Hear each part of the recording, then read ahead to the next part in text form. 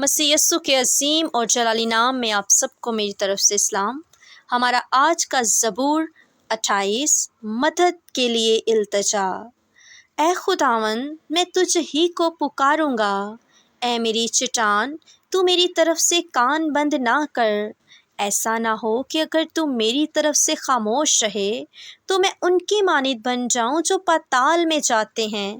جب میں تجھ سے فریاد کروں اور اپنے ہاتھ تیری مقدس ہیکل کی طرف اٹھاؤں تو میری منت کی آواز کو سن لے۔ مجھے ان شریروں اور بدکرداروں کے ساتھ گھسیٹ نہ لے جا جو اپنے ہمسایوں سے صلح کی باتیں کرتے ہیں مگر ان کے دلوں میں بدی ہے۔ ان کے افعال و اعمال کی برائی کے موافق ان کو بدلہ دے، ان کے ہاتھوں کے کاموں کے مطابق ان سے سلوک کر، ان کے کیے کا عوض ان کو دے۔